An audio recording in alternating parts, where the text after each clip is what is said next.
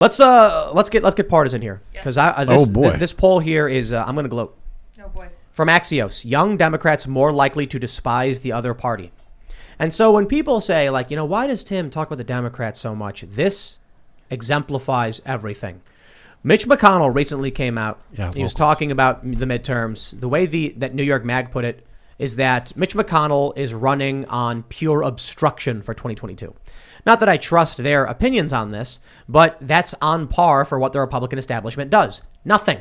They obstruct. I've been saying that since 2017. I've been like, what am I going to complain about Republicans for? Yeah, they sit around doing nothing. Democrats are enacting policy that is detrimental to this country. They're failing to secure the border right now with Biden in power. They're trying to ban guns, and Republicans do nothing. Now you see this. College, this is a poll we have from Axios. Generation Lab Axios polling.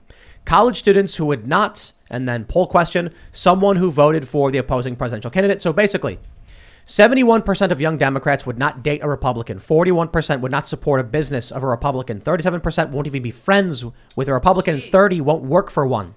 Among Republicans, 31% won't date a Democrat. 7% won't support a Democrat business. 5% won't be friends with Democrats. And only 7% won't work for Democrats. This is a problem. Jeez. Now, look, I don't like division. I don't like people fighting. But if Republicans are willing to support the businesses of those who hate them, they will lose. Be friends with everybody. And don't work for these companies. Go on a date with anybody. Help change people's minds. I think we're conflating who owns the businesses here, not the college students. So the college students are the ones who are deciding that they won't work for a company or patronize a business that doesn't have their political views. But the people that own those businesses are slightly different than the college students. So I understand what you're saying, but like this is a great example of the politics of hate, the politics of division that are being implemented on college campuses and bleeded and drummed into your children on a daily basis. To hate, to give no quarter to. There's no reason to be compromising with any of these people. There's no reason, they're saying, there's no reason to have any empathy, sympathy, no understanding, no reaching out across the aisle. If it feels like they hate you more than we hate them, it's 100% true by multiple factors. This cannot survive. And so this makes me optimistic. Yeah. A movement built upon hating the other will not work. And the Democrats know it, which is likely why so many have retired. Because they're sitting there saying, what am I going to campaign on? None of these people care. These younger Democrats care about any of these issues. They just hate Republicans. Well, I can't win over moderates who lean Republican if I'm campaigning on why they're awful. How much power does this constituency have? Is it enough to drive a political candidate's decision making to say that college students won't do this, that, or the other, and that they have these predispositions? It's not about college students. I mean, college students can range from 18 to 24 on average. Yeah, maybe a little bit older. The least vote-missed MRFers of them all. It's like I was telling you before the show. I mentioned this, that the person running against Lauren Boebert texts me because I had donated to I donated to more Democrats than I've ever done. I've donated to like 4 Democrats and like 2 Republicans in my time. And so I ended up getting all these messages from Democrats, and they were like, help support me with my fundraiser. I'm running against Lauren Boebert. We have to stop her and the MAGA, blah, blah, blah. And I'm like, what are you campaigning for? Why are you running for office? Do you want to fix the roads? Do you want to get universal health care or something? No? You just hate Lauren Boebert? Stop texting me. She's following the same lead that all of the Democrats followed when it became to just hate Donald Trump, hate Donald Trump. Trump did that too. Like he made fun of Hillary, made fun of the Republican candidates following in his wake do the same things. They utilize the same tactics. So it's natural for people to glom onto and to adopt winning practices of people that come before them, which is why I'm pretty optimistic actually on the future of the feminized society and the feminist movement is the opposite, is that you've got a whole generation looking ahead at all these women who are failed, right? Who are in their late 30s, who have their careers but have no families and are upset and disappointed. Maybe there's youth who are looking ahead at that signal and are saying, hey, I'm not going to live that life. So it's the same mechanism, the same channel, right? Trump did this. He called people names. He belittled people in some ways, with the fake names and all that. And then that spawned an entire generation of people mimicking him towards his success. Joe Biden got elected without any real positions, without even campaigning, because it was just like, we hate Donald Trump. And so, of course, now there's going to be a bunch of politicians in his wake doing that. So this is like a monkey see, monkey do kind of thing. And, it's not unexpected, but I don't think that it has absolutely any legs whatsoever. And I think one of the interesting parts about it was that, like, what was it, 70%? 70% of college Democrats won't even date a Republican. 76. How many were polled? Like, what was this poll? Every single one. Every college student. Every single one. From all across time. And it was perfect. Yeah, forever. Yeah.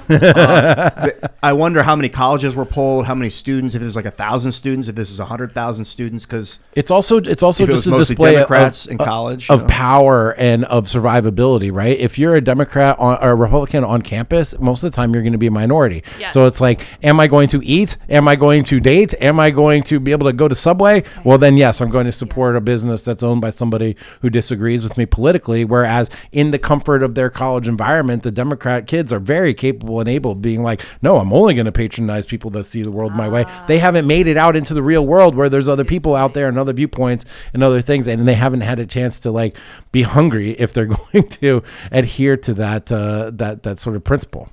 Yeah, this is an interesting peer into the mind of a college student. Tim, do you have numbers on this poll? How many people or where? No, we can try and pull it up though. Yeah. But I'm trying to dig through that right now. It's Might funny take that they too don't long. put that info at the top. They really should. The data. Here we go. There's a lot more stuff. How, given the effects of COVID-19, how important is it for you to live in the town, city where your job is? And then Axios polls what they think is important.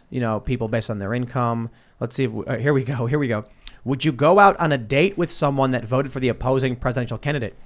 Probably 32%, probably not 32%, 18% definitely. And then I guess when you get into the actual, look at that income levels. People who make more than $130,000 are 20% unlikely. They say they wouldn't date someone, but poor people are the most likely to definitely not date someone. Oh, that's and then weird. What do we have? Probably not, definitely not. Political ID, and then here you go. Here's this data. What is this? Wait, 7% definitely. Would you want to date with someone that voted for the opposing presidential candidate? Oh, okay. 7% said definitely, meaning they would. Right. And definitely not is 30, Right. and probably not is 41%. So I think that's where they're getting the 71% from. So there you go. That's actually important to break down too, because probably not is not no. Not the same. The way Axios framed it. So breaking down the data is important. What's Axios's lean? They're left. They're like They're center left. Yeah. Yeah. They're pretty good. 71%, what does it say, would not someone who voted for the opposing presidential candidate. So 8%. that's actually Misleading. fairly misleading. Absolutely. Oh, what do you know? The answer was Shocker. probably not. And so they've misled us on their own data in order to make a point that they stand behind and believe is important to push out to the universe, which is hate. Everybody hates. We all hate. You want to hate with us? But to be fair, we break it down. It is still leaning in Democrats. So look, Republicans are still only probably not 24% and definitely not 7%, meaning Republicans are still more tolerant of the opposing political views than Democrats are. So that's an important takeaway from here. And my view of it is just basically when people are like, why Tim, do you claim to be lefty but hate the Democrats? That it's like, what do the Democrats have to do with the left? And then when the leftists like the Hassan and people like him and Vosh are like, Tim's far right. I'm like, the only thing we disagree on is reality. Like I can tell you definitively, like when we had Vosh here, no, Hunter Avalone was here. Yeah. And he actually, I would have let this go because I'm, sometimes I'll let people, I'll let people have their opinions. But when we were talking about, it's true. When we were talking about Burisma and Viktor Shokin and Zlochevsky and stuff, he actually told me I was wrong and then pushed back on me. And then I was like, do you have any idea what you're talking about? And then I went off. I'm like, bro, I did so much research on the Hunter Biden Burisma stuff and then followed up Matt Taibbi's reporting. I started reading through what he was reporting on. I have dug through that. And I talked to these people. They don't know. They don't believe it. And that's the problem. You can be on the left. You can believe in whatever economic policies you want. But if you don't know what reality is because you don't do research, then I'm sorry, we disagree on fundamental reality. And a really good example of this is David Pakman. David Pakman and I probably agree on a whole lot of things, because I've known the guy for a really long time. The problem is David Pakman isn't a journalist. And I'm not saying that disparagingly, he just doesn't do research. He literally doesn't. He had a segment where he was mocking Ted Cruz for saying that Ukraine meddled in the 2016 election to help the Clintons, which was reported by Politico, and the New York Times reported that a Ukrainian court even said as such. That isn't to say that Ukraine as a government was secretly trying to overthrow the U.S. or anything like that, but that special interests in Ukraine were doing this. David Pakman puts out a video where he mocks Ted Cruz for being correct. And I'm like, bro, if you didn't even bother to Google this, we have a fundamental problem. We can agree on policy positions. We probably agree on a lot. But don't call me right wing because I believe in the truth and you didn't Google it.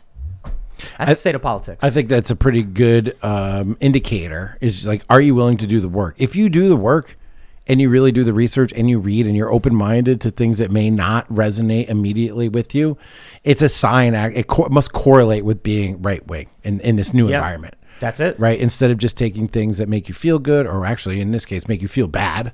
Right. These people are reacting to being told things that make them feel bad. And then they stop there. There's a story. There's a car accident. And one of the guys in the accident is walking to his car where he has his gun on his dashboard. It's a young black man. And the cop, who's also black, says, just leave your stuff there. Just leave your stuff there, man. And the guy says something like, I got to grab my stuff. And then he grabs for the gun and the cop shoots him, fires twice. One bullet hits the guy in the leg. He's 20 years old. And the cop's like, why did you reach for the gun, man? Why did you reach for the gun? And so I tweeted, if you are not a suspect in a crime and you want to pick up your gun, a cop should not be able to use lethal force against you. It's a constitutional right to keep and bear arms. And what did the lefties on Twitter say? They said, how come Tim doesn't defend black people when they're attacked by police? Oh, surprise, surprise. This story, he's defending them. I'm like, they don't care. They don't care about what's true. They didn't bother to read the story. They just want to believe some preconceived zombie NPC narrative. And I'm like, yo, we agree. I think it was wrong the cop shot the young black man because he was trying to pick up his gun. He's allowed to have a gun. And the right said that was a good shoot because he was wanted on drug and gun charges. And I'm like, nonviolent crime? He was legally allowed to own a weapon, and you think he can't have a weapon because he's wanted? I'm sorry, dude. And they were like, he was wanted by the ATF. And I'm like, yo, when I tweet abolish the ATF, you guys retweet it.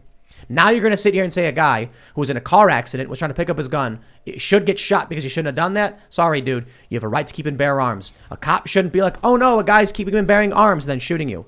But the left, instead of agreeing with me, argues with me. A really great example is Hassan talking about the Ahmaud Arbery case, and we're tweeting at each other, and I'm just like, it's really weird that you and I agree on this, but you're turning it into an argument. This poll, I think, exemplifies a lot of what that is. Pure hatred.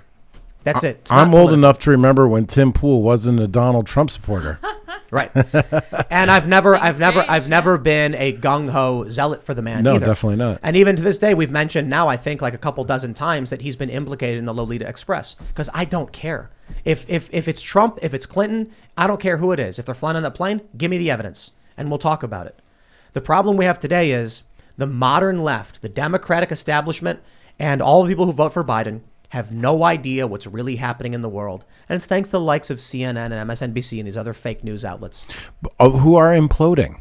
They're imploding. CNN and MSNBC are imploding. Is that not a sign? Is that a signal that like something positive is happening? If CNN and MSNBC are imploding and that genre of peddling of that information may not be actually working out. But YouTube still puts them on the front page. And they got rid of the dislike button because all of the news segments were disliked to oblivion. A lot of people say that YouTube got rid of the dislike counter because of Joe Biden. I think it's because of mainstream media. I think it's because when you go on the front page, you see CNN, ABC, NBC, thumbs down, 80% on every video. Because people are like, they're lying, dude. So do those videos from the mainstream, do they get more views to generate more YouTube revenue? Oh, yeah. CNN got 100 million views last month. Okay. That's 5 times what we got on this show. Okay. So it's financially motivated. And I can respect that, actually. Look, if YouTube got rid of CNN, if YouTube promoted real news and real commentary and authenticity, they'd probably make more money. But they don't care. YouTube's subsidized by Alphabet anyway, so what do they care? They want to prop up the narrative from the establishment media. Safer for advertisers, I guess that's what they're thinking. Or it's just they want the narrative to persist. Yeah. So they give freebies to CNN, and CNN is getting the views. It's true. Because regular people go on YouTube, and they see it, and they click it. And that's it. And that's reality for them now. And it's really frustrating, man. Especially with the holidays. Because I tell you what it's like. You know, I'm gonna go spend time with some people in Christmas, and I am assured there's going to be a bunch of people who have no idea what they're talking about, but are arrogant as all hell, and that'll be interesting. But I don't know. I don't want to prejudge people. And my attitude is like, look, if someone says something incorrect to me, I'm not going to yell at them or argue with them. If someone says like Biden didn't have a quid pro quo with in Ukraine with Zlochevsky, or I'm sorry, it wasn't not Zlochevsky. That's Burisma guy with the president of Ukraine. I'm forgetting his name. I'll have to make sure I double check that stuff. I'll just be like very simply like, there were 12 open investigations that Viktor Shokin had into Burisma. Mykola Zlochevsky fled the country when he was under investigation, his bank account frozen. As soon as Joe Biden does that quid pro quo, saying I want $1 billion, what happens is the dude comes back. This is at the holidays you're talking about. You're planning your retorts to people disputing the facts that you know to be true. I am not doing that at all. I'm not doing that at all. I'm making a point about how I will respond in these scenarios that people often like to talk about where people get in political arguments. I would suggest that perhaps at Christmas, it might be best just to respond with like, ho, wow. Ho, ho, ho. And then move on to something else. I disagree, Jack. Yeah, I think we need honesty. We need real conversations. We need to level with people. And I think a little bit of argument, a little bit of fighting is okay. It's good. And we shouldn't shy away from it and act fake and pretentious and like somebody that we're not. Fake and pretentious? Well, I say that's usually where it starts. It starts off with just placating people and saying, oh, ha, ha, yes, okay, yeah. And then not really truly expressing yourself. And then later down the line, that's going to create a conflict where obviously you're going to clash on your different kind of ideas. It is a problem that we have stopped talking about politics. Yes. I agree, but this is like a heavyweight fighter going into an amateur's house, much like it would be if you and I had a boxing match. I don't know about that right now. You would be totally misunderstand completely. uninformed. And I want to make sure this is clear. Oh, okay. There is the trope about during the holidays, people bring up politics. Yeah. Because of CNN, my complaint is that the media has lied to people. And now I can assume, should these tropes prove true, people are going to say a bunch of really dumb things. And I'm not going to argue with them. I'm simply just going to be like, oh, yeah, with Burisma, it was, Viktor Shokin was the prosecutor, right? You knew that. And Zlochevsky, who founded Burisma, was wanted on a bunch of corruption charges, fled the country. The EU froze his stuff. Joe Biden comes in. All of a sudden, the charges get dismissed by the new prosecutor. Biden got a new prosecutor in, and then the charges get dropped. You have to say that exact way, that exact tone, right when we're doing, and I'm serious. And you got to stand up before you say it. And I'll slam the table.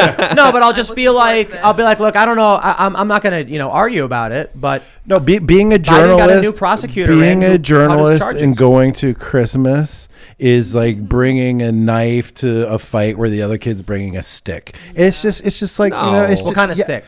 You could kill somebody with a stick. It is a good I had a point. special forces guy teach me how you could just take someone out with the stick. It is a good point, with a pen. Jack. How you're saying it when you discuss politics with your friends and family, that you don't talk about what you heard from other people. It's more important that you are fully fleshed out with what you know and what you've researched if you're going to talk about it at all. Because a lot of people are going to be referencing CNN and just repeating it. So don't be the guy that references the stuff on the other side to try and counter that. It's not going to work. I would even go on the opposite spectrum and say it's your duty to inform people when they're misinformed, when they're being lied to, when they're being led down a path that's going to end them up hurt by the establishment. I agree with that. But bit by bit, in a way that it's digestible, processable, and doesn't alienate you from the situation, because the relationship in this case is more important, so that you can give that slow inoculation over time, that vaccine and the booster and the booster and the booster to finally where they have the immunity. Yeah, don't be a douche about it.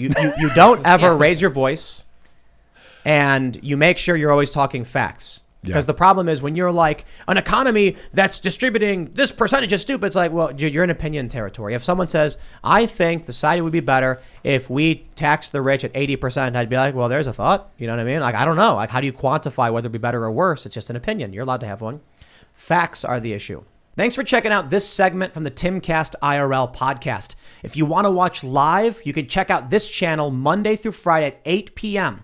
And don't forget to smash that like button, subscribe to this channel, and if you want more unfiltered and uncensored content with all of these guests, go to timcast.com and become a member.